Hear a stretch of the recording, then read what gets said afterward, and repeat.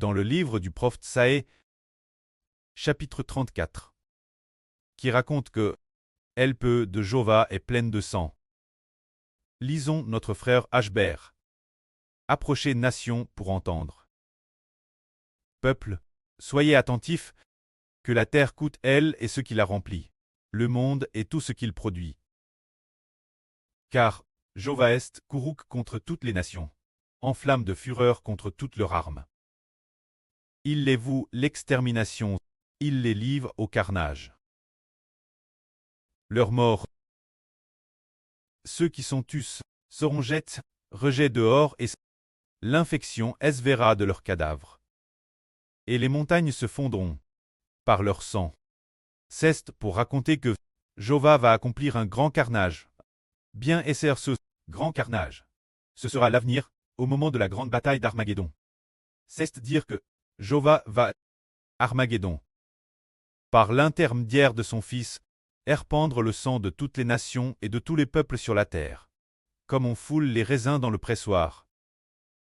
Et alors, après avoir foulé les raisins, le sang qui en coule monte terrestre haut, jusqu'aux morts des chevaux, et se répand sur une distance de 300 kilomètres. C'est ainsi que Jova va massacrer toutes les nations et tous les peuples, faisant en sorte que leurs cadavres sentent mauvais et que leur sang recouvre la terre, au point que leur sang fasse fondre les montagnes. Pour quelle raison Jova va-t-il accomplir un tel carnage? Parce que ces gens sont tous ennemis de l'Éternel. Ne s'appuie pas sur l'Éternel, ne s'appuie pas sur Jova, mais s'appuie sur d'autres dieux. S'appuie sur des armes, s'appuie sur d'autres dieux, et sont des personnes qui s'opposent à l'Éternel. En ce temps seul, Jova dit ceci. Toute l'arme des cieux, se dire le soleil, la lune et l'étoile se dissoudra. Les cieux seront roulés comme un livre, et toutes leurs toiles tomberont. Comme tombe la feuille de la vigne, comme celle du figuier. Lorsqu'elle se flétrit, car mon peu cesse enivre dans les cieux, voici, elle va descendre sur Dom, et sur le peuple que j'ai voué, l'extermination. Pour faire le jugement. C'est dire que le précleste va détruire toute l'humanité, ne laissant que ceux qui acceptent le salut du Seigneur Jésus-Christ. Il va détruire tous ceux qui sont appelés d'hommes. D'hommes, c'est l'homme spirituel. D'hommes, ce sont les descendants d'Essa, c'est dire que tous ceux qui appartiennent à la descendance de Satan, Dieu les détruira complètement. Pour les juger. Et madame, quel point l'univers disparaîtra. L'univers s'effondrera. Les toiles du ciel seront comme les feuilles d'un figuier qui tombent et se flétrissent. Toutes les choses de l'univers céleste seront roulent comme un livre, elles n'existeront plus. Elles auront disparu. Car lorsque l'Éternel détruira toutes les nations et tous les peuples l'avenir. Ce temps est appelé le grand jour de Jova. Voyons donc comment c'était l'époque. Il est dit ici, l'Elpe de Jova est pleine de sang. Ce sang est rendu gras par la graisse des agneaux, et le sang des boucs, ainsi que la graisse des bliers, engraisse de la graisse des reins. Car il y a un sacrifice pour Jova Botsra, un grand carnage dans le pays d'Om. Les buffles, les taureaux gras, tombent avec eux. Leur terre est abreuve de sang, et leur poussière est engraisse de graisse. Jova, car c'est un jour de vengeance pour Jova. Pour la cause de Sion, une âne de représailles. Les torrents d'hommes seront champs en poids. Sa poussière en soufre, et sa terre sera comme de la poix brûlante. Elle ne s'éteindra ni jour ni nuit. La fume s'en élevera éternellement. De nation en nation, elle sera Zol. Personne n'y passera tout jamais. C'est la prophétie concernant ceux qui appartiennent Satan. J'ai dans le lac de feu et de soufre, pour qu'ils y soient au cycle des cycles. La fume montant au ciel, c'est la prophétie que ceux qui refusent d'accepter la rédemption, ceux qui appartiennent Satan, seront ainsi détruits par Dieu. Mais quand Dieu détruira toutes les nations et tous les peuples, le peuple de Dieu, lui subsistera. En ce temps seul, après ce que le pré aura détruit toutes les nations et tous les peuples, beaucoup de gens ressusciteront d'entre les morts. En ce temps seul, qu'en sera-t-il? Beaucoup recevront la grâce. Le peuple de Dieu, il est dit ici. Le désert et le pays aride se réjouiront. La solitude sgaillera et fleurira comme un narcisse. Elle se couvrira de fleurs et tressaillira de joie. Avec des chants d'allégresse, ils verront la gloire de Jéhovah, la magnificence de notre Dieu. Il est dit ici, vous devez fortifier les mains languissantes et affermissez les cœurs chancelants. Dites ceux qui ont le cœur trouble. Fortifiez-vous, ne craignez point, voici, notre Dieu, il viendra pour la vengeance, pour faire la rétribution, il viendra lui-même et vous sauvera. Alors s'ouvriront les yeux des aveugles, s'ouvriront les oreilles des sourds, alors le boiteux sautera comme un cerf, et la langue du muet éclatera de joie, car des eaux jailliront dans le désert, et des ruisseaux dans la solitude. Le mirage se changera en tangue, et la terre dèche en source d'eau, dans le repère des chacals. Dans le repère des chacals, l'eau, il se couchait, il y aura de l'herbe des roseaux, et des joncs, il y aura, elle, un chemin frais, qu'on appellera la voie sainte. Nul impur n'y passera. Elle sera pour eux seuls.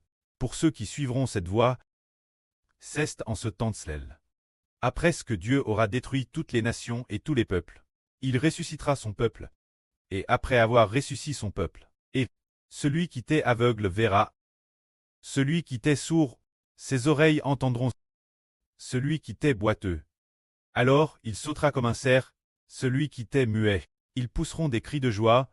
En ce temps seul, des fleuves jailliront dans le désert, et dans les tangues brûlants, la terre aride deviendra une source d'eau. C'est dire, Dieu veut que notre groupe, qui a reçu sa grâce, ce qui signifie qu'il nous amènera dans le paradis de la nouvelle terre. Se dire amener le peuple de Dieu, les amener dans le paradis de la nouvelle terre, dans cet endroit, c'est ce que notre Dieu a destin, l'Israël spirituel, une merveilleuse bénédiction. Ce moment tel, ceux que Jéhovah rachait retourneront, ils se réjouiront, ils viendront Sion, une joie éternelle couronnera leur tête. Il est dit ici qu'ils viendront Sion avec des chants de joie. Cette Sion, ce n'est pas la Jérusalem du Moyen-Orient, mais c'est venir la nouvelle Jérusalem. Se dire, la nouvelle Jérusalem qui descend du ciel. Et elle basse, ils obtiendront une joie éternelle. Ils obtiendront l'allégresse et la joie, la douleur et les gmissements s'enfuiront. C'est ce que Dieu a prophétisé. Ensuite, il détruira toutes les nations, détruira la descendance de Satan. Et après cela, les morts ressusciteront. Se dire par exemple, ceux des temps anciens, qui sont DJ DCDS. Ceux qui sont DCDS vont ressusciter, se dire dans l'Antiquité. Abraham, Isaac et Jacob, ces serviteurs aiment de Dieu, tous ressusciteront. Après leur résurrection, ils seront dans la nouvelle Jérusalem, pour jouir de la GRC éternelle de Dieu. Et en ce temps, ceux qui étaient autrefois, ceux qui étaient sourds, entendront, les aveugles verront, les muets parleront, et pousseront des cris de joie. Car, après leur résurrection, ils deviendront des hommes nouveaux, une nouvelle création. C'est la prophétie que Dieu a dite. Alors regardons, ce soir, nous avons dit au début que le royaume de Juda s'appuyait sur l'Égypte, et a donc été qualifié de rebelle par Dieu. Ainsi, Dieu a puni toutes les nations. Et après avoir puni toutes les nations, il a dit que son peuple ressusciterait, que son peuple verrait, que leurs oreilles entendraient. Et il a dit aussi qu'auparavant, Dieu avait répandu un esprit de profond sommeil, un esprit d'assoupissement, sur le peuple d'autrefois. Mais maintenant, le pré a prophétisé qu'un roi régnerait, et que les princes gouverneraient avec droiture. Pour quelle raison? Parce qu'un Rédempteur est venu dans le monde en tant qu'homme. Un Rédempteur. Le Rédempteur, Jésus-Christ est venu dans le monde en tant qu'homme. Après cela, après ce que le Seigneur Jésus-Christ soit venu dans le monde en tant qu'homme, il a fait miséricorde. L'Éternel Dieu a eu pitié de nous, faisant que l'esprit que notre prêtre nous a donné ne soit plus un esprit d'assoupissement, mais un esprit d'intelligence, pour nous faire comprendre la vraie de Dieu. Alors, après avoir compris la vraie de Dieu, nous comprenons encore mieux que je dois faire tout mon possible pour servir Dieu. Madame, dans les temps anciens, Le précleste ne leur a pas enseigné que le pré voulait la louange comme sacrifice.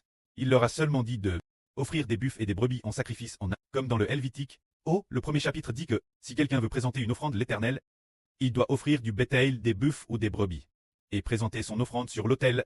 Tout le Helvétique parle uniquement de sacrifices de buffles, de brebis et de bétail, offerts Dieu, ou bien des pigeons, des tourterelles, offerts en sacrifice Dieu. Mais il n'a pas te dit d'offrir la louange en sacrifice, car Dieu est esprit. Il ne mange pas cette chair. S'il ne l'a pas dit, c'est parce que c'est poquel l'alliance que le pré a conclue avec l'ancien royaume d'Israël. N'était que la préfiguration de l'alliance venir leur temple, n'était aussi qu'une préfiguration du corps du Seigneur Jésus-Christ venir leur temple, t'est le corps du Seigneur Christ. Mais plus tard, nous, les enfants de la nouvelle alliance, nous comprenons que tout cela n'était que préfiguration et que les sacrifices n'est aussi que préfiguration. Préfigurant qu'aujourd'hui, nous bâtissons des chants de louange et offrons des chants de louange en sacrifice en Dieu. De plus, notre temple, c'est le nom de Jésus-Christ. Peu importe le lieu, tant que nous parlons au nom du Seigneur Jésus-Christ. Enfants, au nom du Seigneur Jésus-Christ, j'offre ce sacrifice de louange au précleste. Amen. Et alors, déesse que nous offrons ce sacrifice, Dieu l'accepte. Et saine et jouit. La fin du sacrifice, nous l'offrons également au nom du Seigneur Jésus-Christ. Ainsi mentionné, le nom du Seigneur Jésus-Christ revient s'approcher de l'autel véritable de Dieu. Alors, déesse que nous le proclamons au nom du Seigneur Jésus-Christ, nous pouvons offrir des sacrifices Dieu. C'est ainsi que le précleste, en cette époque, a ouvert nos yeux. Le pré nous a sauvés, afin que nous puissions venir devant lui pour le servir. Mais ô est Dieu! L'avenir après la résurrection. Le précleste habitera avec nous. Pourtant, dans le royaume d'Israël au Moyen-Orient, dans les temps anciens, bien que le pré ait son tabernacle au milieu d'eux, cependant, Dieu n'habitait pas dans l'ancien royaume d'Israël. Mais Dieu habitera dans l'Israël de la Nouvelle Alliance. L'avenir, nous verrons la face de Dieu, parce que nous sommes DJNS. De l'Esprit Saint, que la gloire soit rendue au pré et au Seigneur. Amen.